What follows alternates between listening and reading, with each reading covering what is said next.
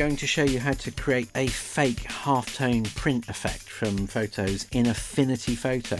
And thanks to Ray Newman for helping getting me back on track for doing this. I've gone a slightly different route to Ray probably in doing this effect, but very much thanks to him for getting me back going with this again. So what we're going to do is we're going to create an image, take an image like this. It works really well with kind of retro looking images, and make it look a little bit like it was printed in a magazine or a poster and has been scanned in with this kind of halftone print effect. So the first thing we need to do is to change the color space. So go to the document menu and change the color format from RGB, which is almost certainly where you'll begin, to a CMYK color space, cyan, magenta, yellow and black, which is used for color printing in inkjet printers and also commercial printing as well. I just pick a color profile at random. I don't think it matters very much for our purposes which one you pick. So the image looks pretty much the same. We are going to duplicate it. We need 4 copies in total of each image in different layers because we're going to split them out into their constituent colors. So now we've got 4 layers that are the same. I'm going to rename the top layer cyan, and I'm going to add a channel mixer effect here. So if I take the channel mixer and I'll drag it down to apply it to the channel, what I'm going to do is go through each channel and filter out anything except cyan. So we've got cyan at 100% on that layer. Magenta I'm going to take down to 0, and I'm going to do the same for yellow, and I'm going to do the same for black. That's going to go down to 0, and you should see now in that layer we have only got the cyan information in that channel. If I just hide that layer, and I'm going to do the same for each layer respectively, so I'm going to duplicate the effect and I'm going to drag it down here onto what this is going to be our magenta layer, and you can see it's looking cyan at the moment. So I'm going to edit that layer. I am going to go to cyan and turn cyan down to 0, but I'm going to put the magenta in this layer back up to 100%. I can find 100. It doesn't want to move to 100, does it? Until 100, there we go. Okay, and then I'll duplicate that effect again and drag it down onto the layer below. I'll just hide the magenta layer, and I'm going to rename this yellow. This is going to be our yellow layer, and I'll double click on that. I'll turn the magenta back down to 0, but the yellow in the yellow channel, go up to yellow and turn yellow back up to 100%. Now we've got a yellow layer. And I'm going to do it one more time because I need to do it for black. So I'm going to drag that effect down onto the bottom layer.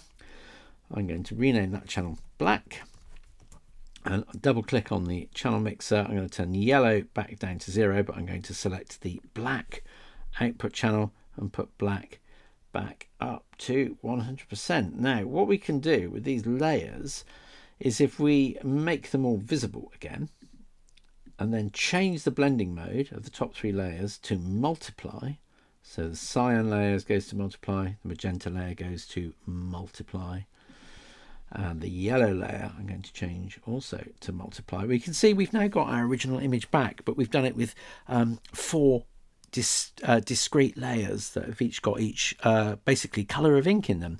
And you can already have a bit of fun with this, because what you can do effectively is you can make you can knock the registration out of the color printing. So you can drag each layer and make it look like it's been badly printed. Subtle effects are probably better with this, but even just a little nudge, a little move actually subtly gives the effect of an image that's been printed rather than just taken on a computer. So we've done that. That's good. It looks a little bit like print, but not entirely, because we have no screen effect. When images are printed, photographs are printed, often they use a screen. So we can do that with a live effect. So we go to the layer, live filter layer, and if you go to the color menu, you'll see we've got this halftone effect here. So we're going to apply a halftone to each channel. So what we're going to do is we're going to change the screen from monochrome to color. And I'm going to take the cell size right down as low as it will go, down to 2. Now, with a higher resolution image, you might get away with a bigger cell size. But for this low resolution image, we're going to stick with 2. And the other thing we need to change is the screen angle, because the 4 different colors are the screens, the dots are printed at different angles so that they don't quite exactly overlap each other. And this has some interesting effects. I think you can actually tell the difference between European and American printing, because I've played around with this. The patterns, the different colour layers of dots, interfere with each other. They create moire patterns that look different depending on the angles that you pick, and it does have a kind of aesthetic effect. So it's interesting to play around with that. But we're going to go with the European numbers. So my top layer, cyan, needs to be at 15 degrees. If we zoom back in, you can see those cyan dots. I'm going to change that to 15 degrees. And then I'm going to duplicate that halftone effect. And I'm going to drag that halftone effect back onto my magenta channel. So magenta, we're going to have at 45 degrees. So if I click on magenta, I'm going to change the angle for that one to 45. And you can see already the effect that that's having. Yellow needs to be at 0 degrees. So if I duplicate that effect and drag it down onto the yellow channel, I'm going to change the screen angle for that to 0. And finally, black is going to be 75. So if I duplicate that once more and drag that onto the black layer, and then we'll change the black layer to 75 degrees. And there we go. If I zoom out a little bit now, you can see that we've created an effect that makes it look like it's been printed in a magazine or on a poster.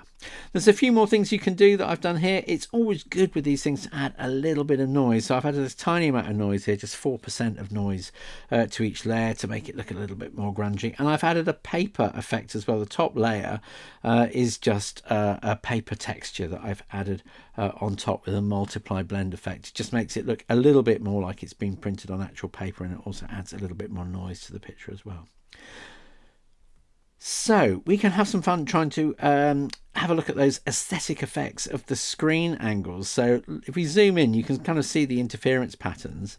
The difference between the European and the American angles on this particular website is just the magenta and the black numbers are swapped, the 45 and the 75. So let's just have a quick go at doing this. So if I go to the magenta layer, that's 45. If I change that to 75 and I go to the black layer and I change the black layer halftone to 45, you can see, I think, that the interference patterns happen in a slightly different way, and the dots sort of cluster in a different way. I think it has a slightly different aesthetic effect that you can kind of tell the difference between the two. So there's the American version,